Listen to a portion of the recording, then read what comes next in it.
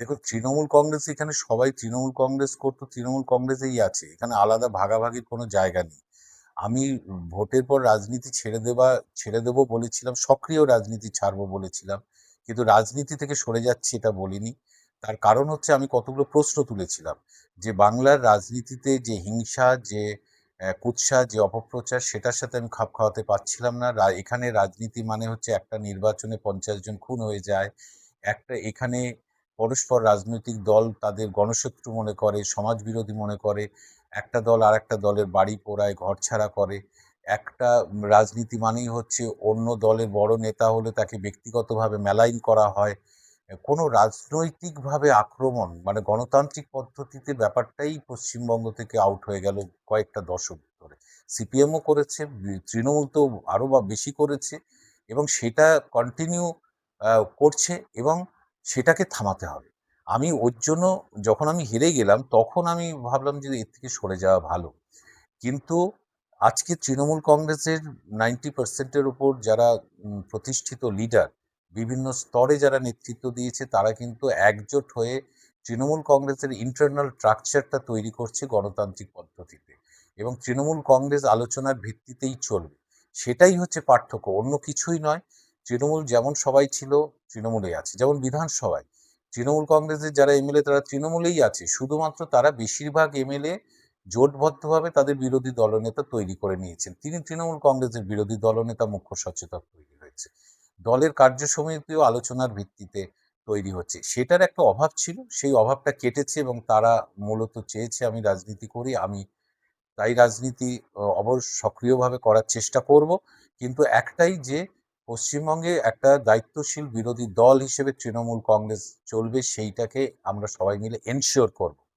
সরকারকে যেমন মানুষ নিয়ে এসেছে, বিকল্প ডেভেলপমেন্টের জন্য এনেছে, আরো ভালো ডেভেলপমেন্টের জন্য এনেছে, এবং যিনি মুখ্যমন্ত্রী হয়েছেন তিনিও তৃণমূল কংগ্রেস একসময় নেতা ছিলেন, আজকে তিনি বাংলার মুখ্যমন্ত্রী। তার প্রতি যে প্রত্যাশা আছে মানুষের, নতুন যে দল বিজেপি এসেছে তার প্রতিও মানুষের প্রত্যাশা আছে, এরা ভালো কিছু সুশাসন দেবে। তেমনি বাংলার মানুষ কিন্তু বিরোধী দলের দিকেও তাকিয়ে থাকে যে বিরোধী দল তার দায়িত্বশীলতা পালন করছে কিনা। এখন এই দায়িত্বশীলতা বলতে বিভিন্ন জন বিভিন্ন বোঝে। আমি যেটা বুঝি, দায়িত্বশীলতা মানে শুধু রাজনীতির জন্য রাজনীতি, এটাকে আমি দায়িত্বশীলতা মনে করি না।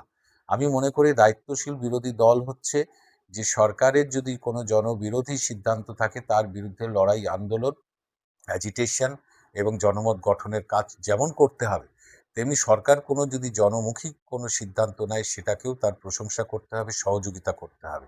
কারণ আমরা যারা দল করছি সব তো মানুষের জন্য করছি, বাংলার মানুষের জন্য করছি। আমি শুধু আমার দলের কিছু কর্মী নিয়ে আমি দায়িত্ব জ্ঞানহীনভাবে রাস্তায় নেমে পড়লাম, সেটা রাজনীতি বলে আমি মনে করি না। বাংলার মানুষের কথা চিন্তা করি তৃণমূল কংগ্রেস দায়িত্বশীল বিরোধী দলের ভূমিকা পালন করবে। এর জন্য যখন প্রয়োজন হবে আন্দোলন, সেই আন্দোলনকে তীব্র থেকে তীব্রতর অবশ্যই তৃণমূল কংগ্রেস করবে। দায়িত্বশীল মানে এটা তো ডেমোক্রেটিক কান্ট্রি, এখানে মানুষ 5 বছর অন্তর, 10 বছর অন্তর সে সরকার বদল করে। তাহলে যাকে বেশিরভাগ ভোট দেয় সে সরকারে থাকে, সে যেমন সব মানুষের জন্য কাজ করবে, তেমনি যারা সেকেন্ড পজিশনে থাকলো ভোটের দিক থেকে, আসনের দিক থেকে, তারা বিরোধী দলের ভূমিকা পালন করবে। এখন বিরোধী দল সরকারকে লক্ষ্য রাখবে, সে তার প্রকল্প, তার পদক্ষেপগুলো মানুষের প্রয়োজনে বা জনমুখী থাকছে কিনা, মানুষের উপকারে লাগছে কিনা। সেখানে যদি ভুল থাকে, ত্রুটি থাকে, অন্যায় থাকে, বিরোধী দল তার প্রতিবাদ করবে, বিধানসভার মধ্যে করবে, রাস্তায় করবে, জনমত সংগঠিত করবে, সেই কাজটা করবে।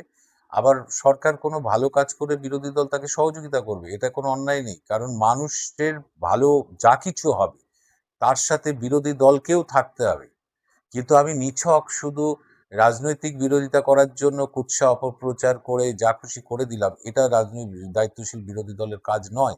আমরা কিন্তু অভ্যস্ত হয়ে পড়েছি, এটা আমরা প্রত্যেকে অভ্যস্ত হয়ে পড়েছি বিগত কয়েক দশক ধরে, যে রাজনৈতিক মানে সেখানে সৌজন্যতা থাকবে না, ও একটা দল আর একটা দলকে সমাজ বিরোধী আখ্যা দিয়ে দেবে, আর একটা দলের কে মারবে, ধরবে, এটাই চলতে থাকবে।